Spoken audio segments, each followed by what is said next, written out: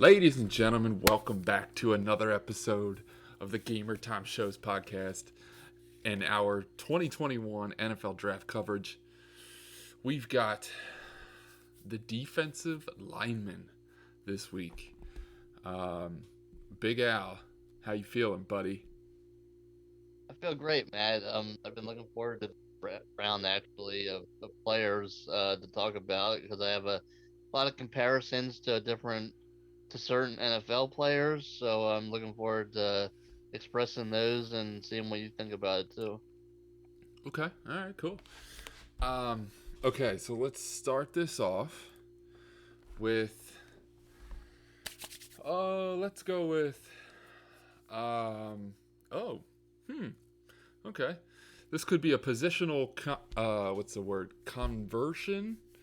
The YouTube video actually has Georgia's Aziz Ojulari. That's as good a guess as any, Matt. Okay. They actually have the YouTube video has him as a linebacker. So this could be switching positions come the NFL. How do you feel about Georgia's linebacker slash defensive lineman? Well, I I think he's got for his position, he's got great speed and you know even though this even or it's more of the pressure on the quarterback, Matt. Like I think this pressure, um, getting guy, getting guys to double cover him sometimes would be beneficial, but I think he needs to do better in coverage. I don't know how much. It doesn't seem like he's got too many attempts at covering people, so I think he needs to develop in that department. But you know, these guys, I think all these guys in the that we're doing here are over 6'3", so they got good size for their position. I like their size, but he's not the fastest, but he'll be an asset, especially playing in the SEC. Yeah, definitely. The Georgia defensive player is not a bad choice if you're an NFL team picking. Um, so a few stats. I got 22 tackles, 8.5 tackles for loss or sacks. I forget. I'm not sure. Four forced fumbles. Yeah, like you said, 6'3", 240 pounds. So that could be why if he played linebacker at Georgia, that could be why they're trying to convert him as a D lineman because he's just freaking huge. Um, Let me see here. What do I got for? Ran a 4.7, which is meh, not too bad. For a defensive lineman, that's actually decent. But Yeah. you're seeing more and more freaks every year in the draft on the defensive line that can run, have speed, have strength, have agility, all that stuff. So, what about a round prediction? What do you think? Bad for this guy. I think he falls a bit. I'm thinking middle second to early. I'd say maybe probably early third. Early third. Okay. All right. I like that. Okay. So let's take a look. I'm gonna try this again at Aziz Ojulari.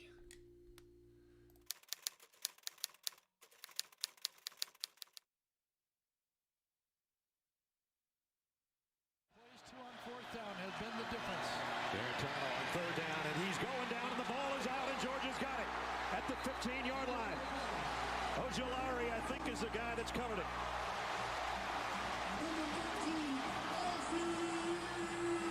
Is not out there. Nix stepped right up into pressure and is knocked down. Aziz Ojulari has made a big impact tonight, as he typically does. But you usually think of Ojulari on the outside with speed. This time he just does it with power, pushing the left tackle, Alec Jackson, into the backfield and into the quarterback's face. Ritter looks that way under pressure. Ball came out loose. It's on the carpet. Georgia says they have it, and they do. The Bulldogs get the turnover at the Cincinnati 25-yard line. Bigsby, and immediately and driven back. flying for was Aziz Ojulari.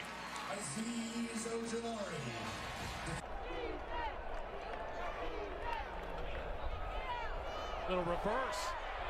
That's not going to work well. Hammonds loses it in the end zone.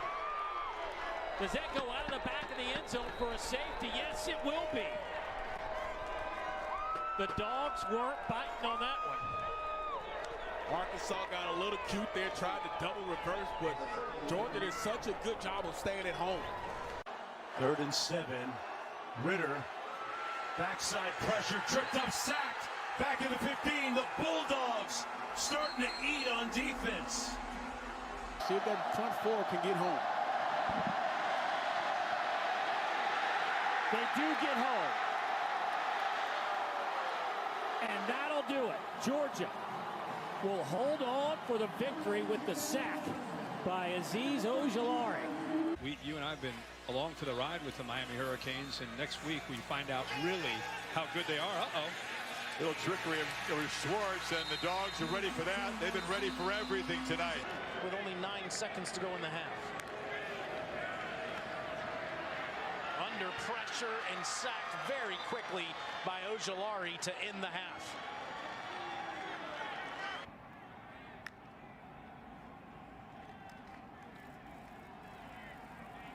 Gatewood flushed again. And Joey Gatewood goes down. A huge sack for Georgia. 1 timeout remaining. Kentucky will use it here. That's the 4th sack for the Dogs. That one belongs to Anderson and Ojulari. Yeah, Missouri's not going to go anywhere. This is a team that's continued to fight all year, and they've shown their ability to be able to come back and put points on the board. They've done it today.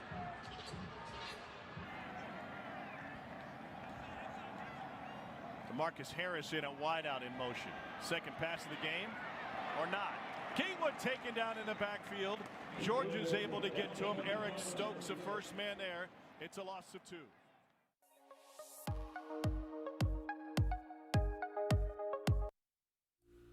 All right.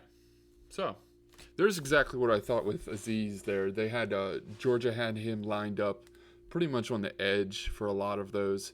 So you kind of have that hybrid. Pretty much the position name, I think, is called edge. So it's like a hybrid. You know, you've got your quick and fast, your Von Millers, defensive lineman / linebacker. So 6'3", you know, with speed like that, that could be a steal. And in Big Al's predicted 3rd round. So we'll see. Okay, so moving on here, let's talk about Michigan defensive end Kwity Paye. Let me pull up my numbers here. Kwity Paye had 12 tackles with 2 sacks. 6'4", 272 pounds. So this is your definitely big man on the defensive line. It's 270 pounds there. He ran a 4.57 40 time, so that's, you know, on the faster side, especially for 270 pounds. Big Al, what do you think of Kwity Paye? Yeah, Matt. Same with comparing to Aziz. Like, you know, I think he's another type of player like that, just only, as you mentioned, faster. You know, he's taller, he's faster. I still think like he has a lot to develop with, and you know, but he knows he can also play with the big boys, like you know, and he came out of the Big Ten, so those, you know, we both know very well how the Big Ten can play, so you know, his competition level is pretty high, and I think, you know, he's just maybe a little bit better than Aziz, but still a good prospect. Yeah, definitely. Do you have a round pick for him? I'm actually gonna stick with the same round of 3rd with him. Even though his skill set's a little bit better, I still think he's in that 3rd round range. Yeah, I texted you earlier this week about the 5 that we selected for this, and I definitely think that these guys are. I said in the text message that this was an easy 5 to pick because I think that the top 3 here are clear cut better than these two, but I think these two are better than 6, 7, and 8. So I think these two guys are actually probably very similar in talent level. Playing at big schools like that, they saw a lot of talent on the other side of the ball. So yeah, I actually agree with that. So let's take a look. Michigan defensive end Kwity Paye. But of course, we have an ad, so we're gonna wait for a second. All right, here we go.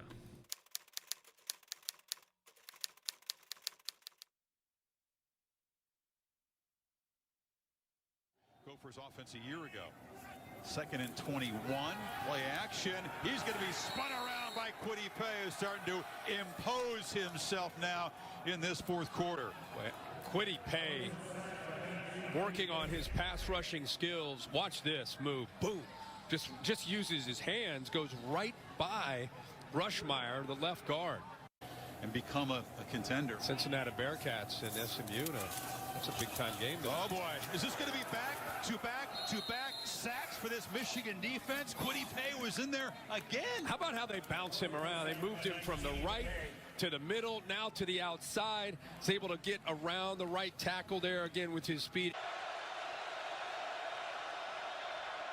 Hopkins to throw. Hopkins stepped up. Sack. Lost. Michigan has a football. And the Wolverines survive. Kwity Paye knocked it loose and grabbed it. 3rd and 11. Sikowski in trouble. Kwity Paye got him.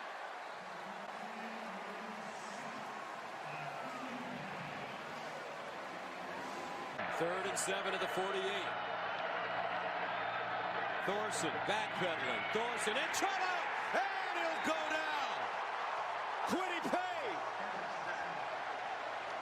It's David Long, 3rd round pick to the Rams. Stanley goes through his progressions and is sacked. Kwity Paye. A loss of 6, and who could forget the big Kwity Paye play against Army? Thorson scrambling. Thorson looks backside and sacked again. 5th sack of the game for the Wolverines. This time it's Kwity Paye. Stanley with time. Stanley, and he sacked Kwity Paye again. 2nd sack of the day for the Wolverines. Both received in the mail. Repeating over my shoulder. Ramsey is wrapped up, and they do take him all the way to the turf. Kwity Paye. Here at Michigan, they've been more of a factor. The fact is they just haven't been able to beat Ohio State, and that's what you got to do here. Play fake. Stanley looking. Stanley steps up. Stanley rolling out, and Nate Stanley is going to be sacked. Kwity Paye again. 4th sack of the day for the Wolverines. 2nd for Kwity Paye. All right, so there was Kwity Paye, the Michigan defensive end. Okay, so now, like I said, I think that these 3 guys coming up are the top 3 defensive linemen in the draft this coming year. Now, we've mostly talked about 2 edge guys here, so let's move on to an interior line guy, and that is Alabama defensive tackle Christian Barmore. This is by far this is a big boy. This is your big guy. 6'5", 310 pounds. 22 tackles, had 8 tackles. I should have wrote this down. I'm not sure. I think it's 8 sacks. So 8 sacks and 3 forced fumbles. Those 2 categories right there, 8 sacks and 3 forced fumbles from an interior defensive lineman, is very good. I think that doesn't happen often with the inside guys. The stuff that, like, those numbers are for Aaron Donald. And, I'm not saying this guy's going to be Aaron Donald, but I think that's very good production for an inside guy. They're more run stoppers, especially this one for 6'5", 310 pounds. But it shows in the 40 time he ran a 5.2 40, so he's definitely not one of the fastest guys on the line. But big boy should be able to stop the run. Big Al, what do you think of Christian Barmore? Man, my homework on him was he's an everything lineman. He Okay. can put pressure on the quarterback with his height and weight, like whether that's getting full out pressure or making an extra guy to guard him, and he can since of because he's so big that he can stop the run too. So he's one of your top guys, one of your every down guys, and Matt, I heard a comparison of Ndamukong Suh Ooh, okay. Yeah. because of it, with him also being the guy that can stop the run and put pressure on. So Right. um, that's very very potential. Like, and we'll see what happens with him. So, Pro Football Focus is a pretty good website for recruits like this or college guys coming into the pros. They actually had his grade highest among these 5 guys. So, with that said, do you think this guy is a first round talent? Or Matt, where do this might where do be you have him? I was gonna say this might be my only. I'm still debating with the other two, but that we talk about. But with this guy, he is top 15 in my opinion. Whoa! All right, there we No go. one, no one's gonna get a every down Uh-huh. possible Sue type guy. So yeah, he's that worthy of it. Okay. All right. That's exactly what I was looking for. I was wondering to see if you had any of these guys high up there. Okay, so let's take a look. Christian Barmore.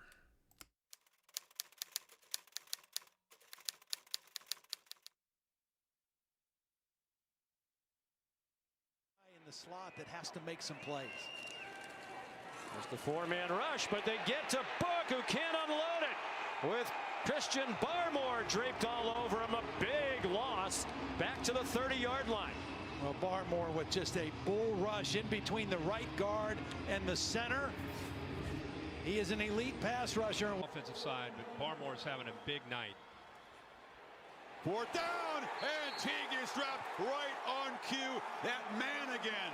Christian Barmore with the tackle for loss, and the Tide take over. And Alabama, because of the hurry up, they're having a hard time just getting set up. He back-to-back plays, 58, is able to get off of the block by Josh Myers and into the backfield. Jefferson, he'll be sacked again by Barmore. I mean, after today, I might give it to Barmore. Yeah, he has been unblockable. And Barmore has been a problem. Injured against Florida. Was out there as the captain on the coin toss. And Alabama, it's that guy again, Christian Barmore, making a name for himself, maybe making some money, moving up the draft board. A monster night. 3rd down and thus far, but this is a big one. 3rd and 14. Pressure coming up the middle. The ball is out. Finley trying to get back on top of it and does, but it's going to be 4th down as he had it stripped out of there by Christian Barmore. It was number 58 coming in, probably Alabama's best inside pass rusher.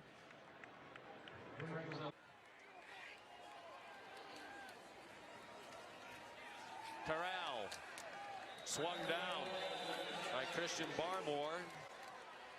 Alabama with this win has won 93 straight against unranked opponents.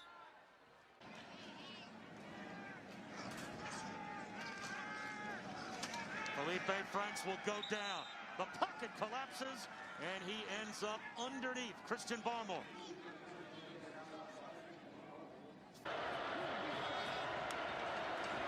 Bennett throws quickly and had it batted again. McIntosh probably would have had a 1st down had he been able to get it to him. Christian Barmore, I think, got a hand on that one. Looking to throw here. Extra men coming on the rush. He dropped the ball. Scooped it back up, though. Lost a couple yards.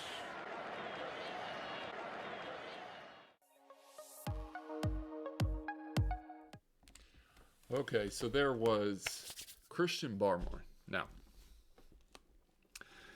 we've got two guys left, right? And in my opinion, they're both first-round picks, including this last guy. Christian Barmore was a first-round pick. But one guy going into college football season 2020 in August, one guy had a chance to be in New York City at potentially, it's a long shot for a defensive guy to get the Heisman, but at a chance to be in the Heisman presentation, or one of the top guys in college football. And the other guy, nobody knew about going into the season. No one. There was a teammate of his who we talked about last week, and that is the one I'm going to go with now, and that is Penn State defensive end Jason Owe. Now, like I said, we talked about his teammate last week, Micah Parsons, but Jason, like I said, was not recognized at all, in my opinion. I'm a big Penn State fan, and I definitely heard the name, but I did not know that he would be draft eligible. I did not know that he was going to have as good of a season that he had. He did decent. He didn't have huge numbers or anything. What do we got here? He only had 20 tackles, but he's 6'5", 252 pounds. Now, this is the biggest thing that I think is why everybody is talking about Jason right now. Is the reason he is skyrocketing the mock drafts, the draft boards, whatever you want to look at. This guy is going to be a first round selection. And it is because at 6'5", 252 pounds, he ran a 4.33. A 4.33 at 6'5", 252. This guy is blazingly fast for his size. This is your face says it all. I got nothing else to say, man. I mean, he is. I did not know that he recorded that 40, and when I looked that up, I was in shock. How do you feel about Jason? Well, man. First of all, you talked about his speed 4.3. I must be doing my homework wrong because I had a 4.5 on the guy, but it's this dude's a raw athleticism with height and that kind of speed. Oh my gosh, Yeah. He's a workout warrior in practice. He just gives it his all. Matt, you're gonna love this, but I heard a comparison, and I don't know if this is just bias, but I heard a comparison to Davion Clowney. Oh boy. Well, So, look, getting that type of guy, right? he better be a first round pick. But man, I think he falls slightly, not just a little. Okay. Just give me the early second round. Okay. Early second round. But I'm just saying, that speed and height is going to be something to watch for. I think that this is the perfect the edge position. I think this is perfect for that edge position to surprise people when he drops back and guards the tight end. I think this is perfect when he sneaks up and shifts over and does a little weave design with the defensive tackle and screws up the offensive line's visions and all that stuff. I think he is perfect for those type of defensive plays. What was I going to say? So I think the reason that you have a 4.5 when you looked him up is because I think this 4.3 is recent. And I think that this 4.3 didn't happen during the season. I think it's been since football has stopped for college.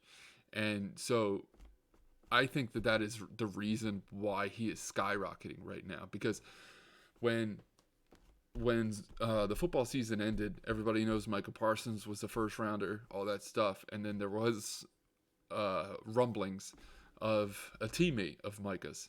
And that's who we're talking about, Jason. And then just every week, higher, higher, higher, and higher. And I think it's because of this. I think it's because of his 40 time just clocked like nobody saw it coming.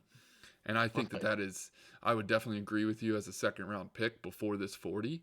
But I think that 40 is people are gonna go crazy over it. So I think he sneaks into the first round. But so let's take a look. Maybe we'll see some of that speed in the highlights here. Penn State defensive end, Jason Owe. Low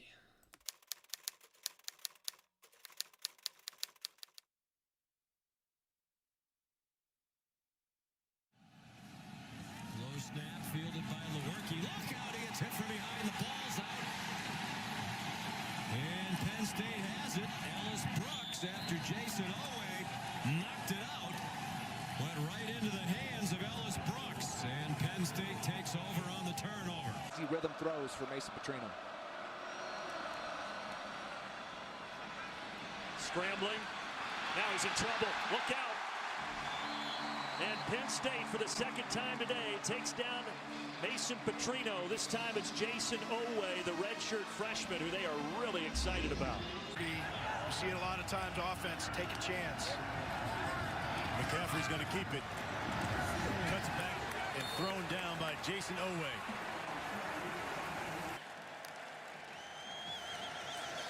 Penn State going to get its 11th win of the season and finish it off with a sack. It could have been 21-14 at the break. Instead, it was 28-10. Barrett in trouble and sacked again. They're coming from everywhere now. Owe again. Interestingly, Iowa got up there pretty quickly, aggressively, and that's not a good idea. As Stanley is sacked back near the 5-yard line. Jason Owe back up defensive end, a redshirt freshman. Hit the hole hard every time. He's got it again. Picked up 6 the first time. That's a pickup of 3. Jason Owe with the stop. On here to try and draw defenders up and then release that big man. Robinson, and he is gang tackled by some Nittany Lions. Jason Owe. Drive him to the ground. They're generally going to get that done. And another sack. So far in this first half, he's seen the fruits of that labor. Here's Scott. Play of the third quarter, Penn State turned that recovery into a 47-yard field goal. Now Vedral throws, and it didn't come out well. May have been tipped to the line of scrimmage. Incomplete pass. So you're basically occupying that space. Understand that. And McCaffrey is sacked. All right, so there we go. There's Jason Owe. I'll try my best not to keep going on the Penn State love here, but man, he looks so fast. Like I was just telling you, he looks a little small, but he's 6'5", must be low to the ground, compact. Could be his approach to blitzing the quarterback. So, but yeah, it looks like almost like a safety. So we'll see. He may need to put some weight on, and we'll see how good he gets under a nice training camp and all that stuff. Now, like I said before, there's one other guy left. And this was the opposite of Jason, where going into the college football season last fall, he was one of the best defensive players in college football. And he going into the season, supposed to be a first-round talent. I think he will be. And that is Miami defensive end Gregory Rousseau. This guy's a monster. I have numbers of 34 tackles, 15 and a half sacks, which is tough to do in college football. 2 forced fumbles. Okay, so I have him actually at 6'7", 253 pounds. He's a monster, just tall, long, and he ran a 4.6. And I wrote this down as a surprising number. He ran a 4.6, but as a freshman in college, he ran a 4.4. Now, I could see that he slowed down because he grew. He got bigger. put on more muscle, things like that, which is probably more of what you need to do as a defensive end rather than try and get faster. But either one works. But yeah, 4.6 right now, but has potential to knows how to run quick. So, Big Al, what are you thinking of Gregory Rousseau? Well, Matt, the size definitely stands out to me already. He's the tallest guy in this round that we're talking about. And how much did he weigh again? 250. 250. That's pretty decent. Yeah. And you said he ran like 4.4 as a freshman. 4.6 is still good for that weight and height and weight. Right. Absolutely, it is. I just I know I know everyone's all hyped on him. Um, I think he can definitely be a first rounder, but Matt, I still feel like he's a development player, and Wow. they are comparing. Someone was comparing him to another development player of which the Cowboys got a few years ago, Taco Charlton. Okay. So definitely first round worthy.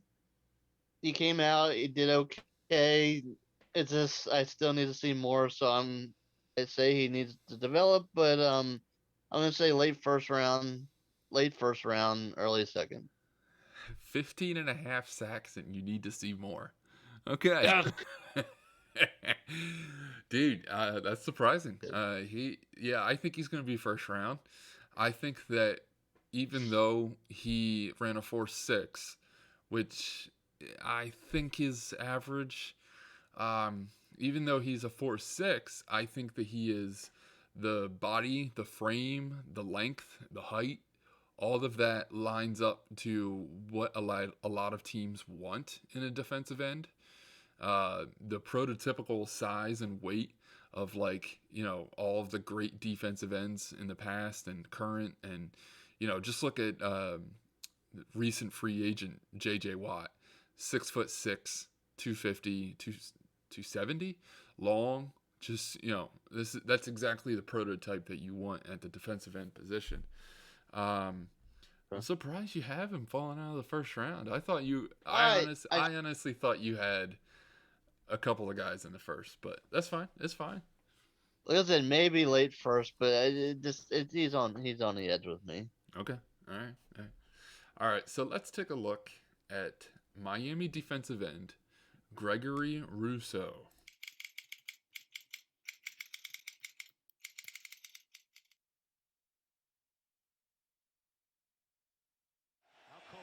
Comes in and flanks his quarterback. Moore steps up. Pressure comes, knocking the football out. It's a fumble.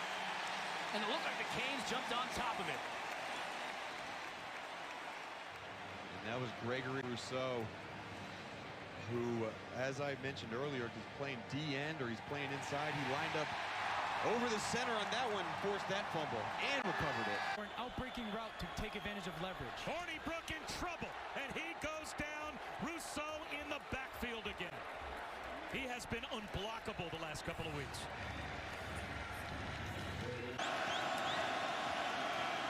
Perkins with pressure coming, and Perkins gets away, but now the ball's on the ground. Miami forces the fumble. Perkins somehow got it back. It was Rousseau who did swat the ball away. Man, is he playing a heck of a game. Coming up on 3 minutes to go. Looking downfield, and down he goes again. Gregory Rousseau. And have fun. 2nd down and 7. Hooker with plenty of time, and now sacked by Rousseau. He leads the team now with his 4th sack of the season, and at 6'6", he can reach out and get those quarterbacks, Dusty. Big drop. See if they go back to him. Pickett brought down at the 21-yard line. Gregory Rousseau used that long reach of his angular, lithe frame to trip up the quarterback Pickett. They're going empty set again with 5 receivers. Akidius gets it out of there quick, and Wilson is dropped down at the 6. That is a loss of a yard. Again, that's the 4th negative play of this first half.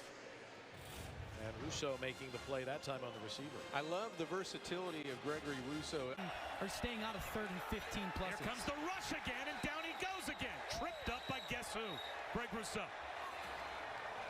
For the Hurricanes. Pickett steps up and is sacked on the play by Rousseau. Fuente may have found his quarterback. They're going to run it on 2nd and 10. Nowhere to go that time for Keyshawn King, who remains in the ball game. The stop made by Rousseau. Be able to get the sack on Quentin Harris. Yep. 2nd and 11. And that's going nowhere. Deion Jackson. Rousseau is there. Neo Garvin is there. Pat Bethel back there. Wow.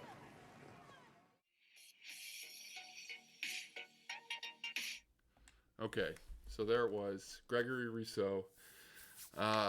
The final one on our draft coverage of the defensive lineman for the 2021 class. So I appreciate everybody for tuning in. Next week is going to be more of the big boys. We dove into some of our 6'5", 6'6", 6'7", 250 plus guys here this week, and we're gonna have more of that next week with the offensive linemen. Now this week we were heavy on the defensive ends here, the edge guys, and had one defensive tackle. I have a feeling that when it comes to drafting college football players, most teams that are going to pick high are going after tackles. So the left tackles, right tackles are most probably going to be the higher guys next week, but we'll try and find some centers and guards in there as well. So yeah, we appreciate everybody for tuning in on the defensive linemen. So, Big Al? Yeah, thank you, Matt. And as Matt said, get ready for some big boy talk of offensive linemen next week, and some pancakes. That's right. Guess what, guys? We have an actual special treat for you. You know what? We don't have to wait till next week till you see us again.